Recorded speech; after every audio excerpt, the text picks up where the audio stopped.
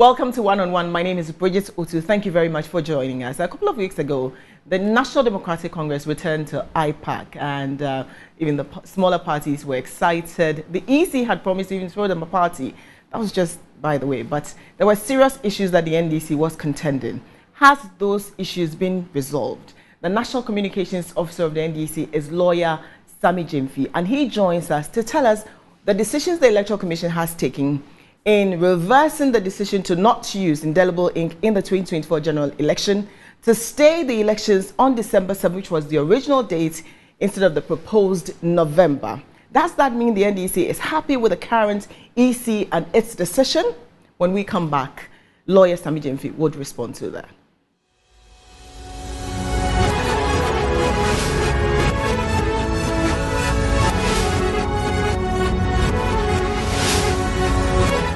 Right, so welcome back to One on One. Lawyer Sammy Gyamfi, welcome to One on One.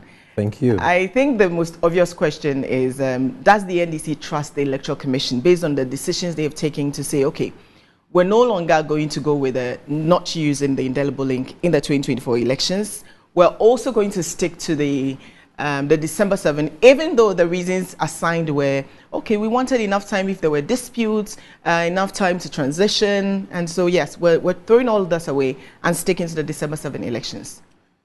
Well, I think that it is fair to say that the NDC as a party has had several serious issues bordering on the integrity of our electoral process. Right.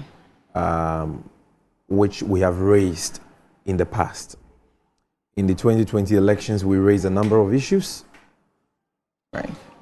In the 2020 elections, we raised a number of issues which were not addressed. And so going into the 2024 elections, we've decided, like Azuma Nelson, to go into the election with our own referee and to stay vigilant from the beginning to the end till every ballot is cast, counted, and declared to reflect the will of the people.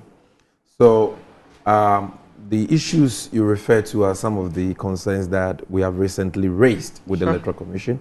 The fact that it is too late in the day for the EC to consider significant changes and reforms, particularly with regards to the voting day. Again, the decision by the Electoral Commission to eliminate the use of the indelible ink for us was a very bad, decision.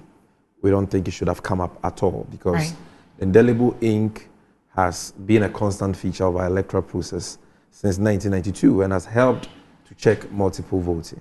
Even though we now have biometric verification devices for voting, we know that these are machines which can fail. And in times past, we've recorded a lot of such failures relative to BVDs for elections. And therefore, it makes sense for the indelible ink feature to be maintained going into the 2024 elections to check the incidence of multiple voting, impersonation, and so on. And so it is in this spirit and against this backdrop that we raise these pertinent issues. Many other stakeholders in the electoral process agreed with us. And it's refreshing to know that the Electoral Commission, for the first time in a long time, has decided to listen and to do the right thing. So we're happy about the fact that they've indicated that they will be maintaining the indelible ink arrangement and that they will... So is it pressure, or is it that it's just common sense that's taking place? What do you think has happened in the mind of the EC to arrive at this? I think that the cogent arguments we made, which was widely supported by other political parties and other stakeholders in our electoral process, might have compelled the Electoral Commission to do the right thing. Maybe sober reflection, I don't know. But the most important thing for us is that we are going into the 2024 election knowing clearly that voting day is 7 December, it's not changing, and knowing very clearly that the indelible ink feature, that is a very important feature in our electoral process to check multiple voting, will be maintained. We are very happy about this development. Okay, so we're voting on the December 7. Earlier, I think Director of Elections for the New Patriotic Party, Mr. Evans Nimako, said, well, if the NDC is so confident about winning an election, because he bragged about the fact that you claim that if elections were held today, the NDC would win. Why then did you struggle? Why then did you argue that, look, it should be held in December and not November?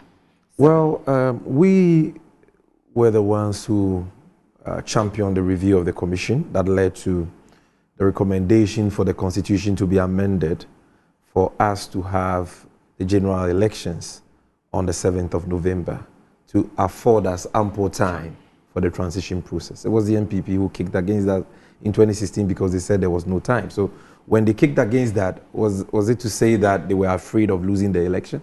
In fact, in that election, they won. We are saying it is too late in the day for you to be proposing reforms that requires constitutional amendments that requires a great deal of time. We don't have that time. We are barely 9-10 months to the elections. We still don't even have the calendar of the Electoral Commission. So for us, those are the most important issues to focus on, and not reforms that will lead to constitutional amendments that they don't even have the numbers for, and we are not going to support. So why waste our time on back and forth on constitutional amendments that we don't have consensus on when we have barely 9 months to a major election? So it is in that light, like President Mahama and the leadership of our party have said, that we kicked against the proposal to change the election dates and to, more importantly, do away with the indelible ink feature of our electoral process. And hey, we thank God that we lost 8 people in the last. Has listened to good reason. We lost about 8 people in the last elections, and security obviously will be important in this coming elections. And then you hear a major key personality in the police administration, DCOP Wabu, speak on what had happened, the actions of the military, and then the police comes out, issues a statement. I mean, literally like to throw him under the bus and say, oh, okay, we are disassociating ourselves with your comment that fingered the military as being maybe active participants in the violence or mishaps that happened during the elections. What does that say to you when you're seeing that happening with the security agencies, and especially as a key stakeholder going into an election that you want as violence-free? Well, what that says to me is that we may be dealing with a police service that is willing to lend itself, as a pliant tool for the executive, to repeat some of the unfortunate happenings we recorded in the 2020 elections. Because I don't see anything wrong with what DCOP Wabu spoke about.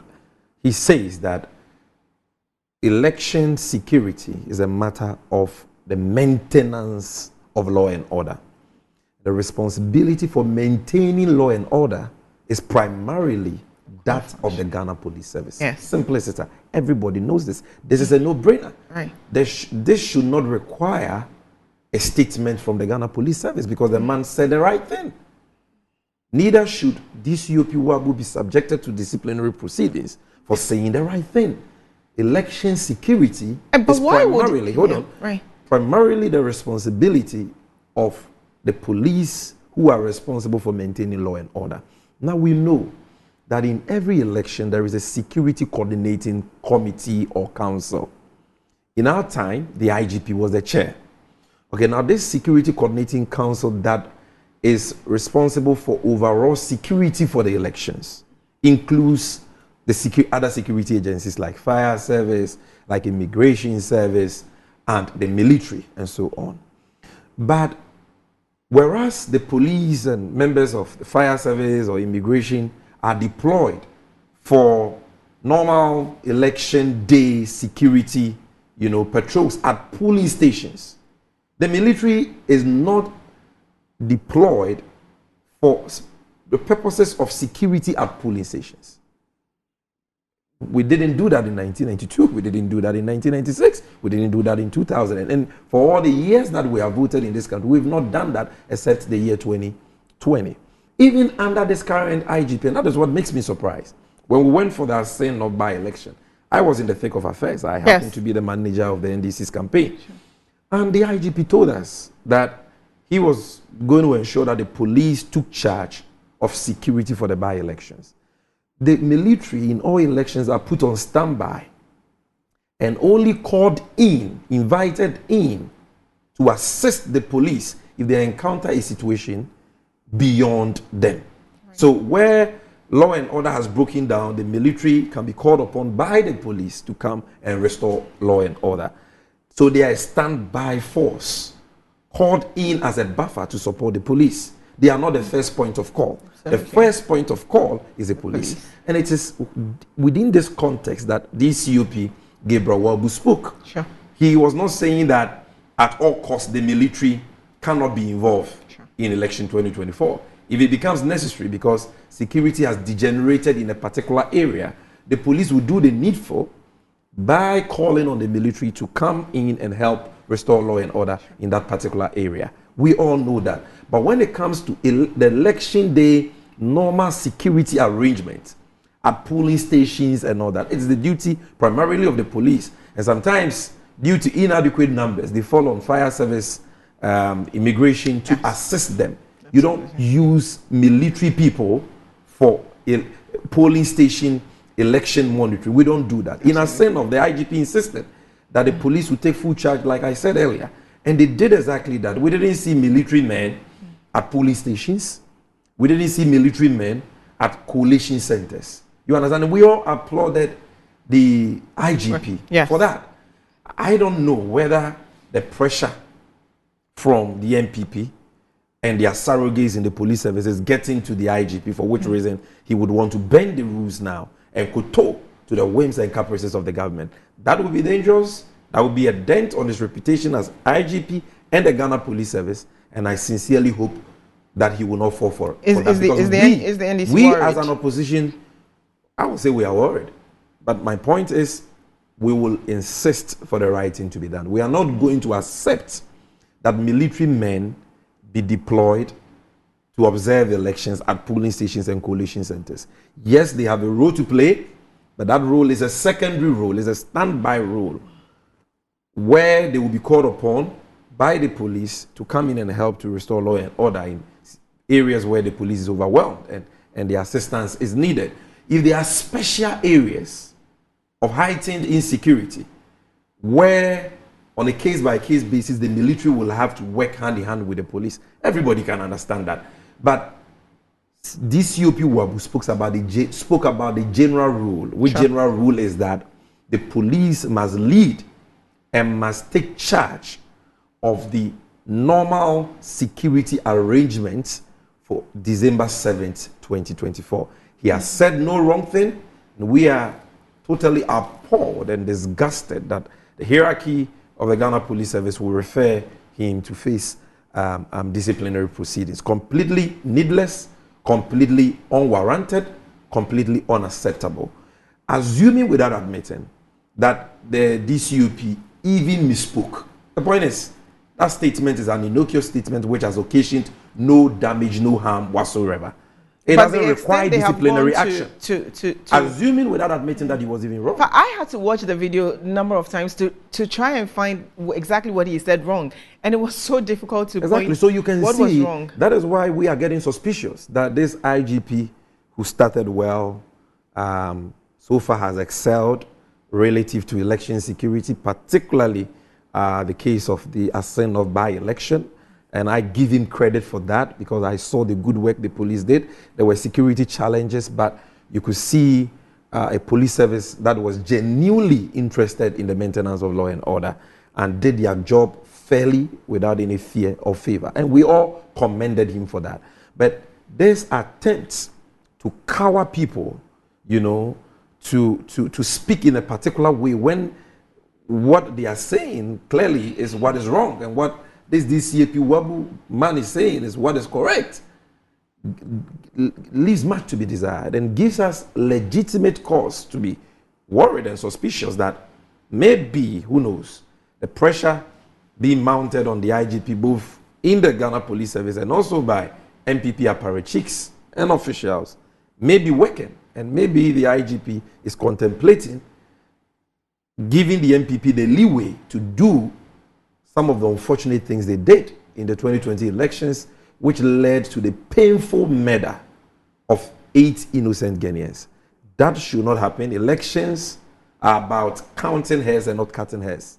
No Ghanaian should lose his or her life because of elections. And nobody should act in any way that can jeopardize the peace and stability of this country, because Ghana is all we have. Okay, so two questions on that. One is a moment of truth when you talk about prosecution. Is one thing that anytime, when you listen to pedestrian comments, NDC and people, they are the same, they can't prosecute. So when you mention the issue of we will prosecute persons involved in certain scandals, whether it's a Japa deal, Japa royalties, or PDS scandal, people raise eyebrows. Okay, how are you going to do that?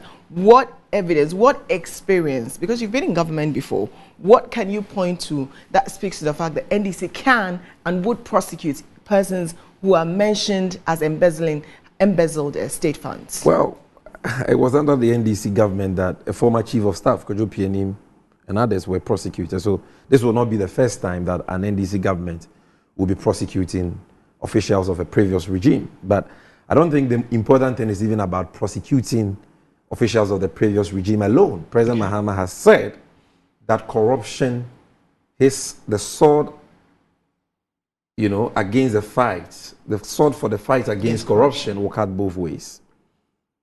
The law would work and have its free course against anybody found culpable, irrespective of their political affiliation. So whether you belong to the government of the day or the ruling party of the day or the opposition, if you have misappropriated public funds, if you have violated the laws of this country, under President Mahama, there will be no hiding place for you.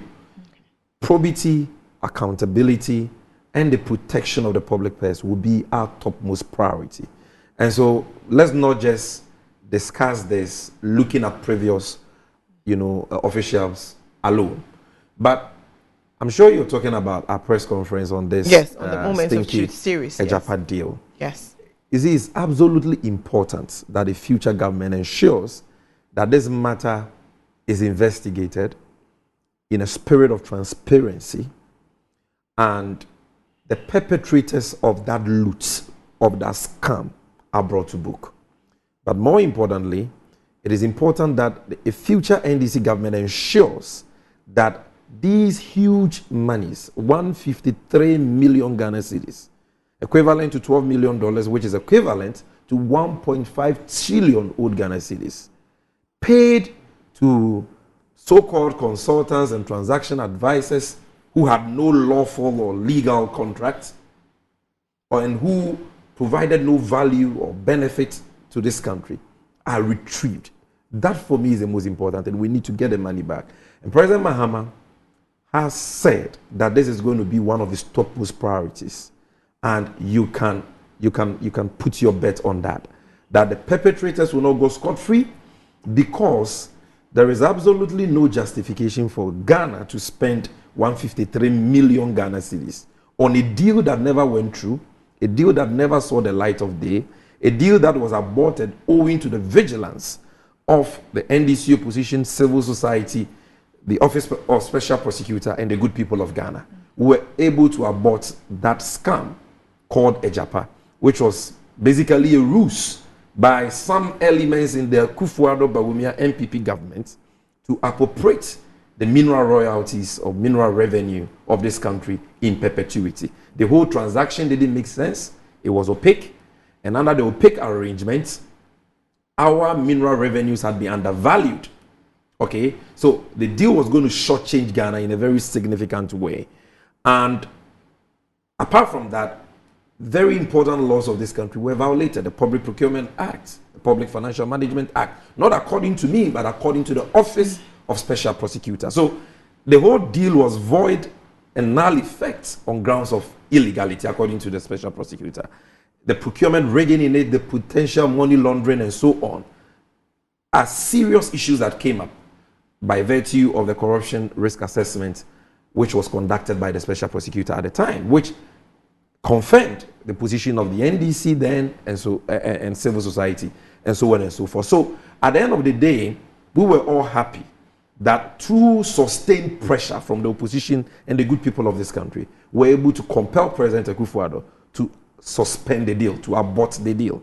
Little did we know that they had spent a colossal 153 million cedis on this deal. My sister, the question is, what benefit have we gotten from this deal? What benefit have we gotten from it as a nation? None. The deal was not even implemented because it was a scam.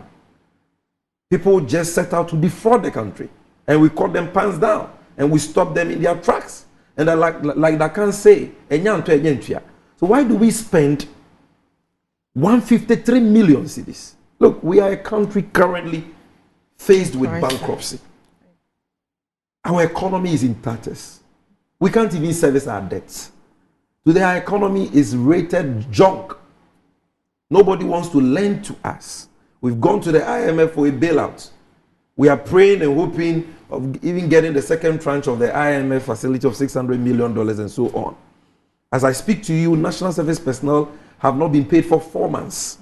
Teacher trainee, nursing trainee allowances who were promised restoration of the allowances, they are owed huge arrears as we speak today. Yes. Unemployment is on the rise. According to the Ghana Statistical Service, it's at least 14.7%, almost 15%. Go to our hospitals. Even beds for sick people is a big issue. People are sleeping on bare floors. Not too long ago, the renal unit of the biggest teaching hospital in Ghana, Kolebu, had to be shut down because the government of Akufo-Addo and Bawumia owed a paltry 4 million cedis that they said they didn't have money to pay. So you don't have 4 million cedis to clear your debts at Kolebu so that kidney patients can have access to dialysis. Okay? And that led to the avoidable death, the painful death of 19 innocent Ghanaians. And you tell us that you spent 153 million cedis on a useless, needless, fraudulent deal, which was never implemented, and which the state and the people of this country derived no benefit whatsoever from. Come on. Come on. What is wrong with us? What is wrong with this government?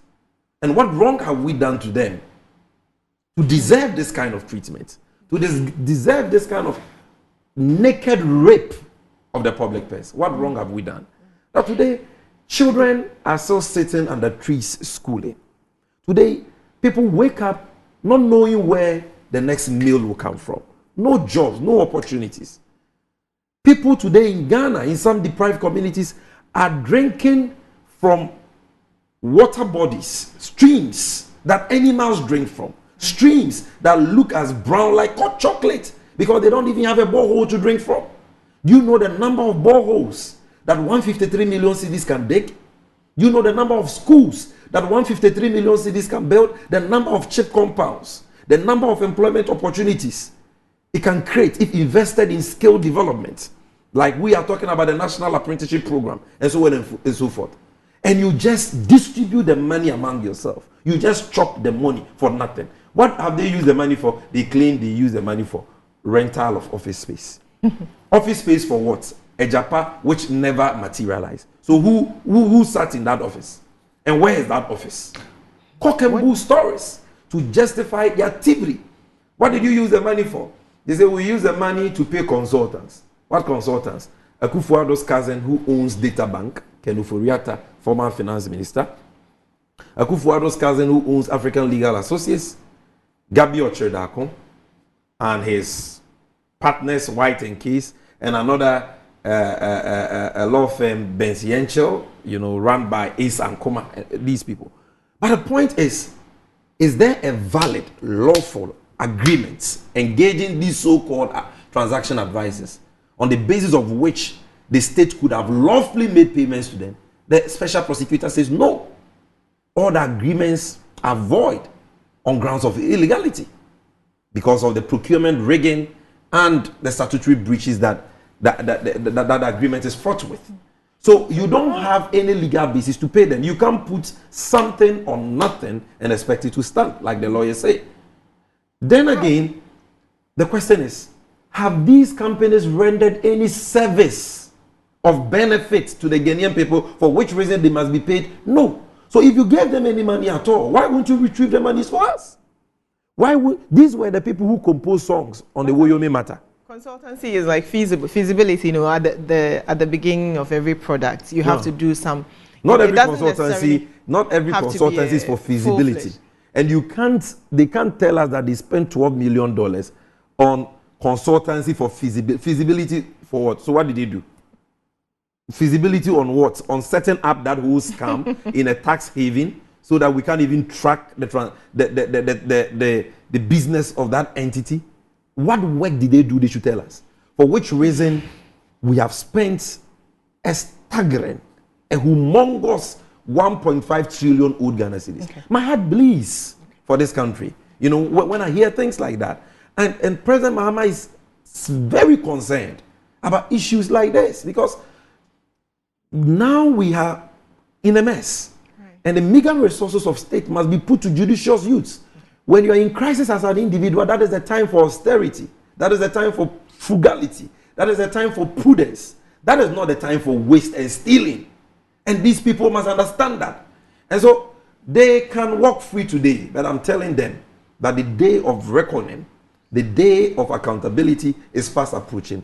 And none of them, read my lips, none of them will go scot-free. Okay. Because President Mahama is determined, no matter whose ox is God, to ensure that transparent, credible investigations are conducted into this matter. The monies unlawfully paid retrieved for the state to be invested in productive and useful ventures for the benefit of the people, and prosecutions take place.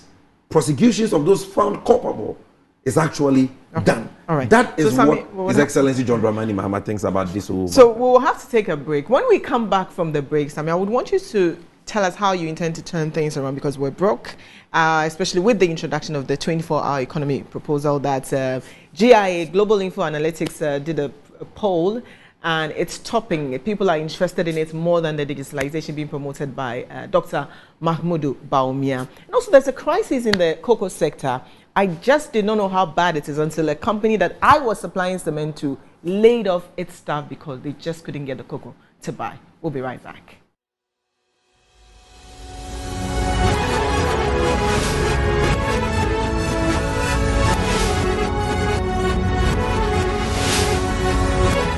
Welcome back to One on One. My guest is the National Communications Officer of the National Democratic Congress, lawyer Sammy Gyamfi. And Sammy, I want us to talk about the 24-hour economy because I realize the NDC has put out a lot of information on it. The last one I read was the frequently asked questions about it, which I thought was brilliant. Makes it easy for everyone to. And also the polls seem to favor the 24-hour economy because Global Info Analytics did a poll and 24-hour economy was top one. I'm sure you're not surprised. Since you're not surprised, why is it important to put out this information every single day? Are you getting questions from the public? What's influencing that? Well, it all stems from the passion and vision of the nation builder, our flag bearer and leader, His Excellency John Dramani Mahama, to sustainably address the problem of unemployment. I mean, when you talk to him today, nothing, worries him than the issue of high unemployment that we are currently faced with. I wouldn't say that unemployment is a new phenomenon. It's been with us since the days of Adam. However, in recent time, we have seen an alarming rise in the rate of unemployment. According to the Ghana Statistical Service, the rate of unemployment for 2016, at the time we were leaving office, was about 8.4%. That is from the Ghana Living Standards Survey 7. But as we speak today as we speak, the Ghana Statistical Service has released unemployment figures for the last quarter of last year. And it will interest you to know that that rate of unemployment, which was 8.4%, that our friends in the NPP said was too much as of 2016. Today is 14.7%, almost 15%. You understand? So it has almost doubled. Yeah. So the problem now is a much more serious problem than we were even confronted with when we were in office. Something has to be done. You read all the reports, even the national security reports, and you are told that this problem is a bomb waiting to explode. Is a threat to our national security. You can't have such a youthful population with many idle hands, you know, in the country such as ours. And so the main objective, the main vision of His Excellency John Dramani Mahama and the NDC for the people of Ghana for 2024 and beyond is job creation. Hence the 24-hour economy strategy. The 24-hour economy strategy is the solution of John Mahama and the NDC to the problem of high unemployment. He's so passionate about it, and that is why those of us in communication have invested a great deal of time and effort to simplify the policy for people to understand. Not everybody can even read the FAQs. Okay. Yes. Hence the need for us to have engagements like this and further engagements that we will be having in the coming weeks and months, including like town hall halls, meetings, community engagements, outreaches, you know, to simplify the policy for people to understand. Because this is not just a vote-seeking gimmick or message. This is a well-thought-through strategy which was first incorporated in the 40-year development plan, which was produced under the NDC Mills government, which this government has abandoned. They abandoned it for a so-called Ghana Beyond Aid agenda, which today has become a pipe dream, you know. So we thought through it properly. Experts have gone through the modalities and everything, and that is why it was captured in the 40-year development plan. It was even captured in our 2020 manifesto. Yes. Yeah. But I guess it didn't gain traction as, you know, it has gained today. A wise man said that nothing can stop an idea whose time has come. Right. This is the time for the 24-hour economy. And that is why I've said that for those proponents of fake news, yes, I who was think that they can discredit this policy with flyers, you know, attributing fake quotes to NDC leaders, they are wasting their time. How do you fight it? Because kicking against the 24-hour economy is like kicking your bare feet against the concrete wall. You only hurt yourself. You don't hurt the policy. You don't hurt John Mahama. You don't hurt the NDC. You hurt yourself. Because once the policy is explained, any objective mind, any discerning mind will know that it makes sense, it is well thought through, and it will help the nation if implemented. So the entire policy is about creating an enabling environment, a deliberate government strategy to create an enabling environment for private companies and businesses, as well as critical public institutions, to operate 24/7, round the clock, in 3 shifts. They will not just be operating 24/7, but they will be running 3 shifts of 8 hours each. So you cannot employ one person for multiple shifts. If you do so, you will have to pay overtime, which makes their pay more expensive than the regular pay. So this multiple shift arrangement, 24/7 shift arrangement, that we want certain critical private companies and businesses and state institutions to run on, will ensure that we are able not only to transform Ghana into a production-led import substitution exports economy, it will help us not only to enhance public services for the people of this country, but more importantly, it will help us to create many decent, sustainable, well-paying jobs for the teeming unemployed youth of this country. Because if you don't get a job during the day, chances are that you can get a job in the night. It's as simple as that. This is what pertains in all the advanced countries. When you go to UK today, they have a 24-hour economy strategy. It is by virtue of that strategy that London today have a 9-tube, which provides transportation for London's night economy. Sydney has a 24-hour economy strategy. New York has the same thing. It is not to say that in those countries, before the introduction of these strategies, certain companies were not on their own operating 24/7. There were companies in London which were operating 24/7 before they adopted, you know, or developed and started implementing a 24-hour economy strategy. They saw the need to have that deliberate intervention because you need more entities, you need more businesses. Not to do it as a chance event, but to do it with deliberate interventions from the government supporting them. Right. As we speak today, Ghana doesn't have any such strategy. There is no support for businesses operating 24/7 on their own. And there are many more businesses with that potential to operate 24/7 who are unable to do so because the enabling environment, the support systems, the incentives are not there. Yeah. So John Mahama says this is the vision. Let's have businesses, companies, key state institutions running 24/7 in 3 shifts. It will create more jobs. What will we do to make that feasible, that practicable? Number one, we are going to reduce the tax burden on these businesses by giving them tax incentives that will reduce their costs. Some say that when you do that, you will lose revenue. That is true. In the immediate term, you will lose revenue. But in the medium to long term, you will get more revenue as these companies begin to produce, begin to make profit, begin to employ people and all that. You get a revenue in other form of taxes. But the excessive taxes that are being heaped on businesses by the insensitive Akufo-Addo Bawumia government, which has flattered to deceive on their promise to move us from taxation to production, will be looked at and reviewed downwards significantly so that our businesses can be competitive. And they can only be competitive if the cost of production, which includes taxation, is reduced. Power is a key overhead cost for all businesses in this country. The cost of power in Ghana is very high. There is little that can be done about it in terms of the regular power supply we consume during the day. But something can be done about it during off-peak hours. That is during the night time. Because during night time, the power producers are producing the power, but consumers of power in the night are few. Entities consuming the power are few. So there is a certain redundancy and inefficiency in the system.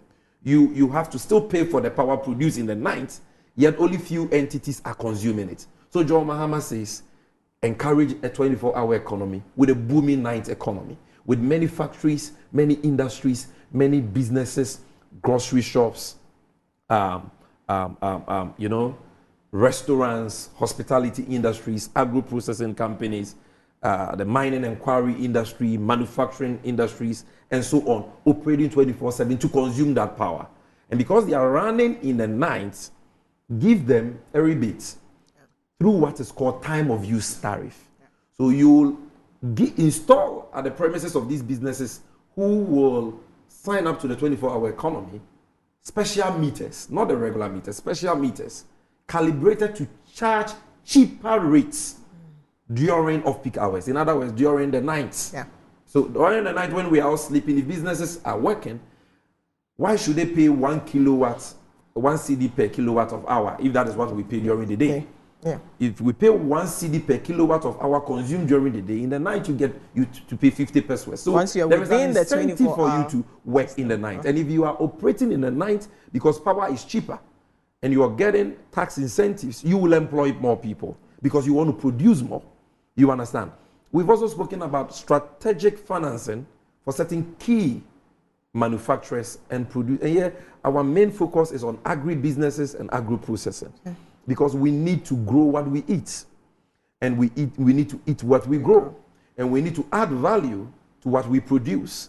That is the only way we can transform the structure of this economy. We've been paying lip service to this as a country, but President Mahama says the next NDC government will prioritize this. And so in prioritizing this, there are some of these entities who require capital injection. That is why President Mahama set up the Ghana Export and Import Bank to support such businesses who produce not only to meet domestic demand, but for exports to be supported with financing. Today, that SM Bank is being abused. They've taken $10 million of that money and given it to Chama Wuntubi, according to Kennedy Japan, who has just misused the money. They take the money, they give it to musicians that I don't want to mention their names because they were giving these monies by no fault of theirs, okay? But you know those musicians. We will ensure that we rechannel these resources, not into the cosmetic 1D, 1F and all that, but into proper, well-established factories, producers for exports, and so on. That is what is going to be the focus. And aside that, we have said that security will be our top priority because you can't have a functioning 24-hour economy if there is insecurity. And so through a hybrid security architecture system made up of state security agencies and private security agencies, we will ensure that we have a secured atmosphere for people to go about their activities, even in the night, not fearing what criminals may do to them. And so we have thought through these things well, and we have outlined, we have told you the sectors that will benefit. Not exhaustive, because there is no limits to the sectors that will benefit from the policy. And we've told you the incentive that we will give them. Then somebody says that, but businesses will run 24/7 when there is demand. Right? I'm an economic policy analyst. I have an understanding of demand and supply and so on. Demand can be stimulated. And President Mahama has spoken about that relative to this 24-hour economy. That the biggest spender in the Ghanaian economy is the government. The government has the biggest procurement power. The government procures more from rice to sugar to water for the government agencies, the military people, what they eat, what they wear, what they use for running their services. Everything is procured by the government. The schools, government institutions, government agencies. So look at the kind of things government procures. So if we say a local tile manufacturing company should run 24/7, we are going to stimulate demand for that because government is going to prioritize the purchase of local manufactured tiles over foreign. And therefore, there will be a market for those local manufacturers of ceramic tiles. There will be that constant market for them. So they will want to run 24/7 in order to produce more. It's as simple as that. The rice we import in the billions, we have the capacity to close that gap, if not to eliminate the importation of rice totally, like Nigeria is on course to achieve. Yes. To a deliberate government policy. Even when they complain about the local rice, they still say, no, this is how we're government is in charge of procuring rice to feed school feeding people. The students, both at the basic level and even at SHS level. The government says that I'm only going to procure local rice. That is demand, high demand for local rice. And therefore, people will go into that sector to produce more. And when they go, because they want to ramp up production, scale up production, it will make sense for them to operate 24/7. And as they operate 24/7, they create more jobs. Look at the state agencies like Passport Service. Yesterday, thanks to John Mahama, under whose tenure the online passport application system was introduced under the leadership of then Foreign Minister Honorable Hannah Tete, contrary to what that dishonest vice president claims. You see, so you can apply for a passport online. But when you apply, you still have to wait for months before you get an appointment to go to the office to take a common picture. Why? And you still have to print out a PDF version of the online form. And when you go, you have to join long queues. And sometimes when you do the online application, you are given a date to come to the office 4 months after, 5 months after. Why? Why can't the passport office run 24/7? Why?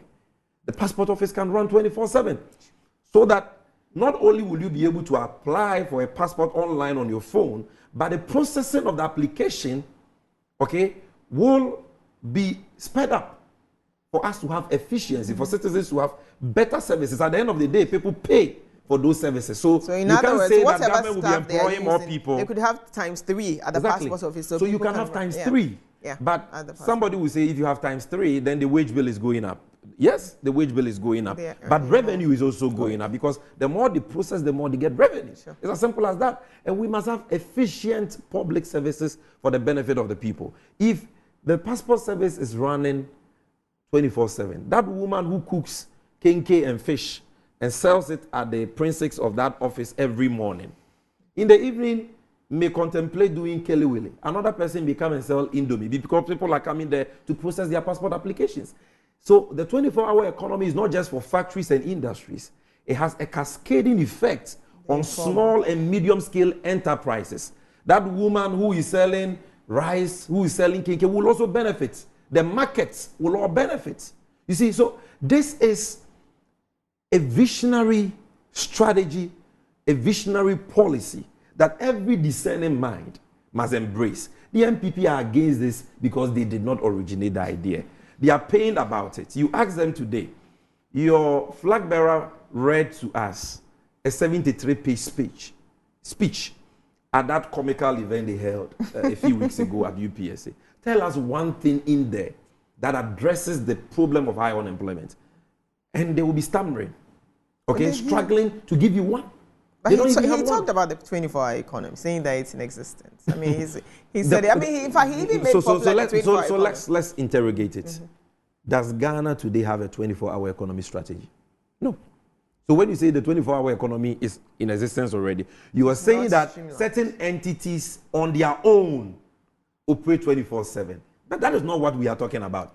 We are not saying that when we come, businesses will operate 24/7 on their own. Ours is not a chance event. We are not saying if you think you can operate 24/7 as a job, do it. No. We are saying this is a strategy which will involve deliberate government policy intervention to make sure that even if you're already operating 24/7, you get a support. Look, Coca-Cola operates 24/7. But Coca-Cola will tell you that they are struggling to compete with cheaper imported Coca-Cola products because their cost of production is so high. Yeah. So, under the 24-hour economy strategy, Coca-Cola gets tax incentives. Coca-Cola will tell you that one of their high overhead costs is the cost of electricity. So now they get time of use tariff. So cost of electricity comes down. Tax burden comes down. Might do more around that their time. Their cost production comes down. Don't you think they will be producing more? Absolutely. Don't you think because of that they will be employing more? Yes. This is common sense.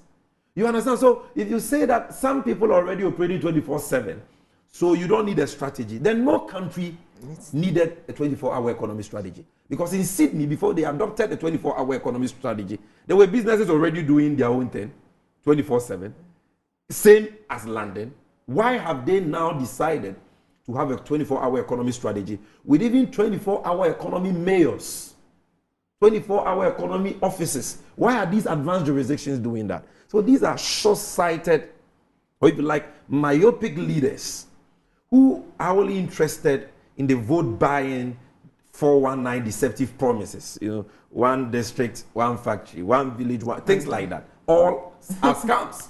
You know, but they are unable to appreciate the importance of far-reaching, you know, policies like the 24-hour economy. And that is why they keep on making a mockery of themselves. So look, this policy has come to stay.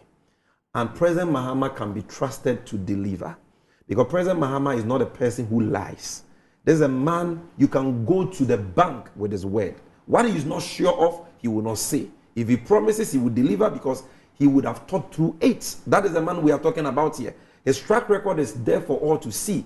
Even under his first term, you saw the transformational developmental projects he engaged in. Today, most of those projects are running 24/7. Go to Kotoka, Terminal 3, 24/7. Yes, the what today is Terminal 2, the old one, used to be 24/7. But did you see, if you went there then, and you compare that to what you see when you go to Terminal 3 today, don't you see a big difference? Sure. Look at the number of people who have been employed by the various airlines working there because of that facility. That's Terminal 3 alone. Sure. You go to the Tema Port, the same thing. Before President Mahama, our ports were closing at 5. Now we have the NPS terminal at Tema, which runs 24/7. Even that, there are challenges. Okay, because customs doesn't run 24/7. Okay. The banks don't run 24/7. So they need all that. So President Mahama is saying customs should run 24/7. So that if you want to clear your goods, customs are there. You will get financial institutions at the port. Why must we all wait till morning before we go and clear our goods? And that creates a lot of traffic on the Tema Motorway. Same for Takrade. Why can't we be doing that in the night? And fuels corruption. Yes, you have to pay bribes in the morning. Which then leads to breeze corruption and all that. Why can't people do that seamlessly during the night when we are sleeping, less traffic, clear their cargoes and transport them? You understand? That is what we are talking about here. And this is why the TUC says this policy is a game changer. These are not politicians. That is the General Secretary of the TUC. You understand? So forget about what Bawumia will tell you. As for him, his objective is to run down anything good Mahama and the NDC says. So they will not say anything positive. Unlike us, who are objective enough to concede, like I just conceded to you that the Electoral Commission has done something good. They see no good in the NDC and anything we have to offer. But the point is, objective Ghanaians who have traveled to, advanced jurisdictions, live there, work there. People like Bawumia, who schooled abroad, and whilst they were schooling, they were still working in the nights. Because in those jurisdictions, those jurisdictions had 24-hour economic strategies. today are telling us that we don't need a 24-hour economic strategy. How opportunistic can they be? How deceptive can they be? So people who are discerning, people who know how this system works in advanced jurisdictions, understand this. And they cannot be fooled by the fake news, the propaganda, and the deliberate disinformation campaign being waged by the MPP. But even for those who don't understand, we are telling them not to worry. We still have 9 to 10 months to the election. We are going to run an issue-based campaign. And so we will be coming to them in their communities, in every nook and cranny, in a language they understand. And we will be answering their questions. We'll be simplifying this policy for them to understand across all 275 constituencies. And I am very optimistic, as the polls are beginning to show, that Ghanaians are buying into this, and I know a lot more Ghanaians. I'm optimistic that a lot more Ghanaians will buy into this policy and give the trustworthy, experienced nation builder, His Excellency John Dramani Mahama, the opportunity to come and implement this policy, in addition to the many other policies he has announced and those that will be outlining in our manifesto in the coming months. Okay, but the issue about, fake news, misinformation and disinformation, I can't believe you said 1 minute. It's really okay. So the issue about the fake news, disinformation, it's big. You're dealing with a group of people who don't admit to faking it, even when they are caught. And an example is a pro-NPP group posted something attributed to Fact Check Ghana. They use their logo, everything, a source to them. And Fact Check Ghana comes out and says, look, we didn't do this. You are lying. Yes, it was something against MP for North Tongue constituency, Samuel Okudzeto Ablakwa. And they said, we're not. The sister station comes and said, we're not. And they are insisting that it is factual because we have put it. Okay, if you want to promote your fake, you can do that, but just don't attribute it to us. Don't attribute it by using our logo and things. So how do you go about it? This is shameless. Yeah, it is something that we'll be dealing with because in times past we have reported these matters to the police and they've not acted, even though they constitute cyber crimes. Publication of false information is a crime in Ghana. But it's very easy to know where it is coming from because you know where it is coming from based on those who share those fake materials. And you realize that once they do the flyers with General Mosquito's picture or Joyce Muktari Bauer's picture, my poor sister, or with Beatrice Annan Fio's picture, or with my good brother Felix Ofosukwache's picture, or Joseph Yamin, Kwekubwa and all that, and they attribute codes to them, they know that they are gullible people who may believe. But it's not easy, it's not difficult to know that they are the ones behind it because you see all their communicators on social media posted. They are not that smart, So you are able to see through, the shenanigans. But the point is this: we are focused. We will continue to issue these disclaimers. We want the public to be on the alert. They are going to do more because they have become very desperate, and they are going to be even more desperate because they see that they are sinking. Campaign Atonsium. Bawumia is a product you can sell. Bawumia is a product that is so discredited. You can't sell him. People just don't believe him. People have lost confidence in him. He raised the expectations of Ghanaians so high relative to the economy. And he have dashed the hopes of Ghanaians. And people know that he's empty. People know that he is very bankrupt in ideas, but very rich in lies. Bankrupt in vision, policies, but very rich in platitudes. Okay? People have seen him for who he is. They have seen through that artifacts of economic messiah, which was erected by the MPP and their hypocritical media surrogates in 2016. The Ghanaian people have seen through that. And so the MPP people are very worried about that. And they are getting increasingly desperate, and that is why they continue to churn out these fake news. We will continue to set the record straight. We will continue to issue the disclaimers so that the unsuspecting public are not hoodwinked. But more importantly, we will continue to stay focused on our message. Because in a race between lies and truth, the lies may take an early lead, but the truth will surely win. On that score, I want to say a big thank you to you, National Communications Officer of the NDC's. I didn't realize that our time was Sammy, even I up. know, Samuel Gyamfi, for coming to the studio to talk to us. I think you have explained well, you know, the 24-hour economy. And if you're watching us, you can go on the website.